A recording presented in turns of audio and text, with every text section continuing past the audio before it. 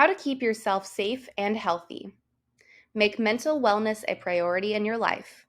Research indicates that our mental fitness or wellness is crucial to our overall long term health and can even protect us from disease. Learn some tips for keeping mentally fit and make it a priority.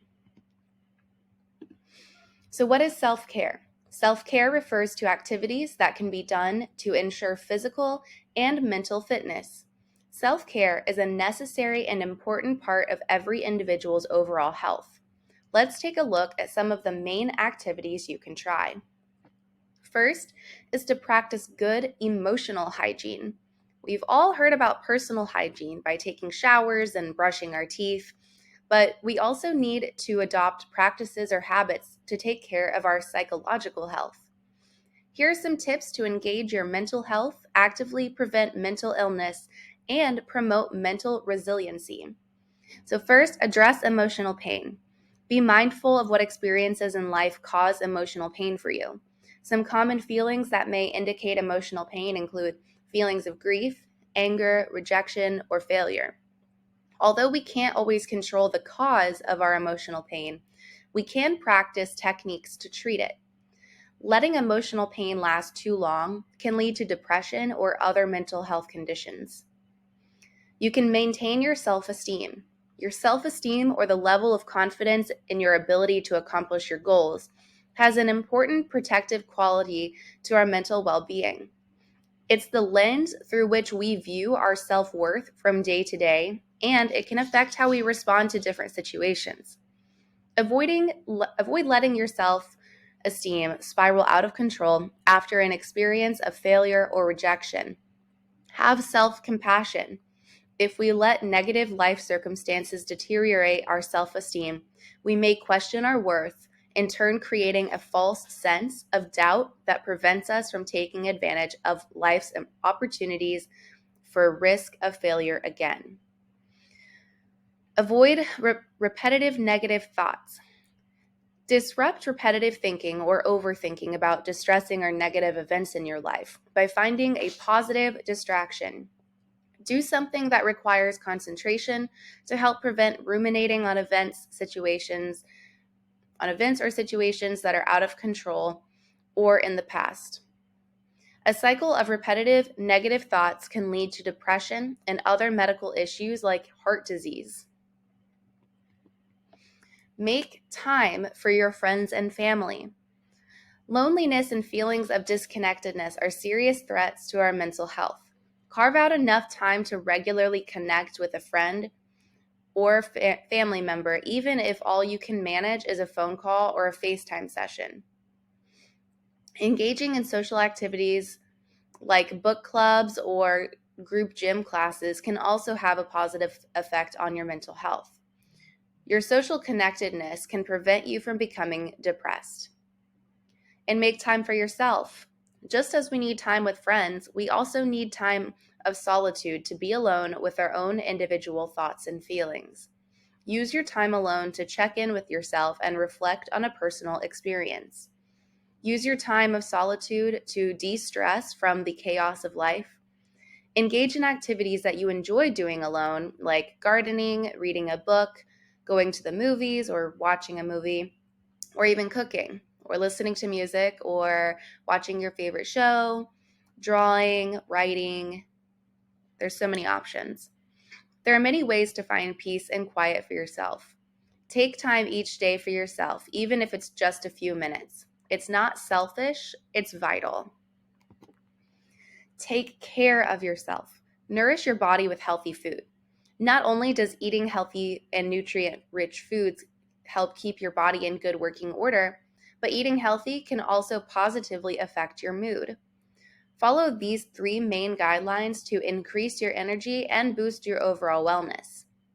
Eat plenty of whole foods such as fruits, vegetables, whole grains, and reduced fat dairy products. Get your protein in: lean meat, eggs, fish, beans, and nuts. Limit the amount of sugar, salt, or saturated fat and trans fat you consume. These are abundant in processed foods. Caffeine and alcohol can worsen or trigger anxiety. It's best to drink water to stay clear, focused, and hydrated. So if you are suffering from anxiety, maybe stop taking any caffeine drinks in the morning before you come to school. That might help lessen it. Get enough sleep. Doctors recommend getting between 7 and 9 hours of sleep each night to help us perform optimally at our everyday lives. In fact, lack of sleep due to stress or other issues can lead to serious health problems. To learn more about sleep and how it affects your body, here's a short list for getting some much needed shut eye. First, set a bedtime that you stick to most nights. Your body loves consistency when it comes to sleep. So, the same bedtime and the same wake up time can really help your body feel better. Turn off the screens 1 hour before bed. Use this time to relax away from stimulants and prepare your body for sleep. During this time, it's good to read a book, journal, make a list of goals for the next day or a to-do list for the next day, or even make a gratitude journal where you write down 5 to 10 things that you're grateful for from that day. Try to de-stress before bed. Many hours of sleep are lost to restless minds preoccupied with work or other stressful events. Meditate, do some light stretching, listen to soothing music quietly, take a hot shower or bath. Just find what works best for you to put you at ease and in a restful state. Exercise early in the day can help prepare you for restful sleep. However, avoid rigorous exercise right before bed. Take care of yourself continued. Remember to move your body. To maintain your physical health, it's currently recommended to get your body moving and keep your heart rate elevated for at least 150 minutes per week, or to get 75 minutes of vigorous exercise per week. And of course, exercise has other great benefits like boosting your energy, improving your mood, and helping you fall asleep. Have limited mobility? Check out some exercises that might work for you. There are always ways to exercise, even if you have different injuries or physical problems. If you're new to regular exercise, consult with your doctor before beginning a vigorous exercise routine. Always start slow and build up your capacity slowly to avoid injury. Help others. Sometimes the best feelings can come from helping others. Volunteer at your local food bank or soup kitchen, offer to help a friend or family member who may need your support, or donate to your favorite charity. These are all ways that you can help other people. Monitor your health. So you need to manage your stress. I know this is difficult, but here's some ways. So stress is the body's way of responding to the mental and physical demands of life. Common stressors, such as events or situations that cause stress, include daily responsibilities and commitments like work, school, and family. Often cause for moderate to high stress situations include traumatic events, the loss of a loved one, illness, or another event that significantly alters your life. Everyday stress or short-term acute stress can motivate us to focus on tasks, set and accomplish personal and professional goals, and can even boost our immune system and protect us from infection. Conversely, long-term chronic stress is the stress of life that wears on for weeks, months, or even years. Chronic stress can have harmful effects on our physical and mental health and can contribute to or worsen serious health problems like heart disease and diabetes, and increase your risk for mental health issues like depression and anxiety disorders. This is why it's important to learn and implement stress management strategies to prevent chronic stress. Some steps that you can take right now include identifying your stressors, so the things that make you stressed out. Grab a pen and paper, write a list, and designate which stressors you can control and which you cannot control. Find solutions for the stressors you can control. Write out a couple ways you can alleviate or remove those stressors. For stressors you cannot control, know that you can control how you react to it. Imagine a scenario where you react differently to a negative stressor. Does the situation work out for the better in your mind? Try it in real life. Remember, you don't have to find solutions alone. Therapists are trained in helping you find tools to manage your stress. Talk to Mrs. Iggy. I can definitely help you find ways to manage your stress. Monitoring your health continued. Manage other medical or physical problems. Are you taking care of your medical needs? In times of negative stress or after a major life event, remember to pay attention to your body. Mental and physical health are deeply interconnected, and it's important to deal with any major issues, health issues that may be holding you back. If health issues are a major life stressor or a factor of your depression, consider seeing a therapist who may help you adjust to your new physical reality. Ask for help. You don't have to do anything in life alone. And actually, we're not made to do anything in life alone. If you're having trouble caring for yourself for any reason, just reach out. Your primary care physician can provide referrals to therapists or other physicians that can address whatever may be ailing you. Your family and friends can provide support and empathy. And your counselor, Mrs. Iggy, can also refer you to someone who's a specialist if you need help with that, or can help you manage symptoms on your own. Remember to reach out. Help is available and recovery is always possible. If you or someone you know is in emotional distress, you must reach out for help. You are not alone. Learn about different help options and how to take that first step in seeking help and care. So know where you can get help and then reach out. Do you know where to turn for help if you or a friend is having suicidal thoughts? Take some time to familiarize yourself with your own county, state, or provinces or local resources. It says countries, but yes. In the United States, the national resource is the Lifeline, that 1-800-273-TALK, or the crisis text line. Text the word GO to 741-741. To find other state and local resources in the U.S., you can use the SPRC's map locator, and there is a link on tips on how to reach out to a friend who may be suicidal. Reaching out is the most important step to start living mentally well again. Never be afraid to reach out. Here are a couple different ways to get help. Talk with a close friend or family member you trust.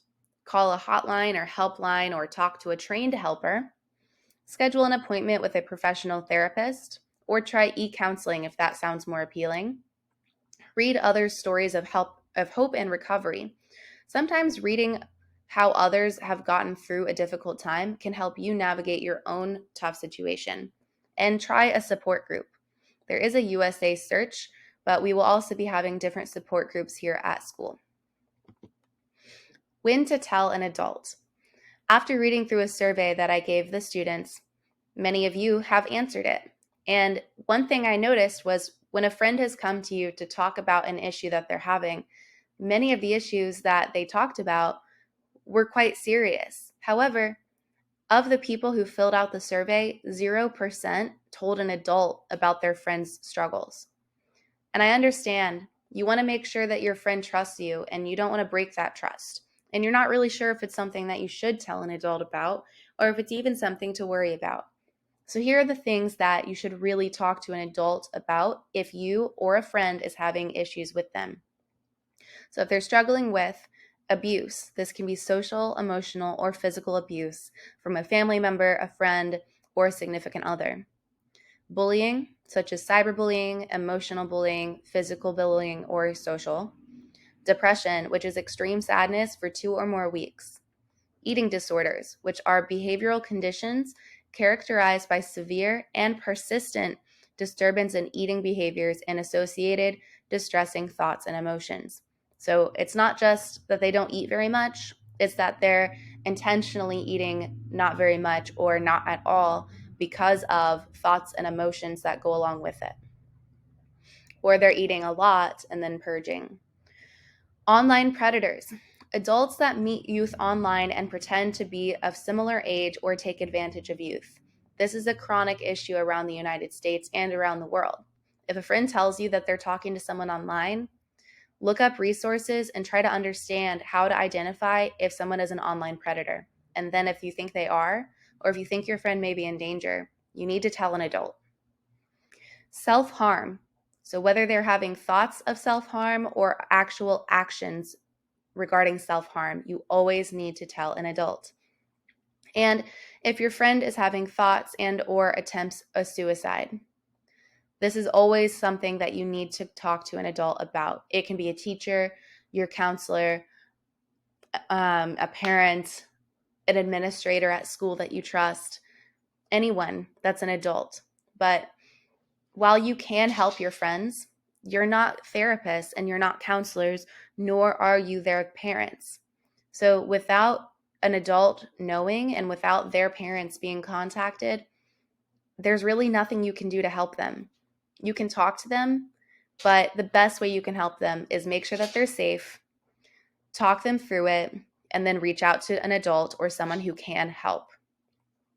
And always try to talk to an adult as soon as possible. In some cases, this is life-threatening and you need to talk to an adult ASAP. Lastly, if you really want to talk to people and help people feel better about suicide, depression, or mental health, you need to spread the word. There's a huge stigma around suicide and mental illness that makes it seem negative, and really it's not. It's actually quite common. So pledge to tell 5 people about Take 5 and WSPD. So let's get people talking by sharing the Take 5 campaign with 5 other people. We can raise awareness of problems of suicide and equip people with easy tools to help themselves and others. Share the campaign on or before World Suicide Prevention Day, which is September 10th. That was last week. Together, we can make a difference. But also remember, this entire month of September is National Suicide Prevention Month. So at any point in time, try to spread the word and tell 5 people how they can get help or where they can find resources in case they ever need them. Instructions. Tell at least 5 people to Take 5 and about World Suicide Prevention Day, or September being National Suicide Prevention Month. There is a link here that you can use. You can also tweet or retweet Take 5 posts using hashtag Take 5 to save lives or hashtag prevent suicide, hashtag WSPD. Resources that were used are listed here. And there are some posters available for download or print if you would like to have posters as a teacher or as a student, just as a reminder. And that's pretty much it for today. So I hope that you enjoyed this presentation. If you have any questions or need help, always reach out to Mrs. Iggy or an adult that you trust. And just remember that even though you're not a counselor, there are ways that you can help someone. Have a good day.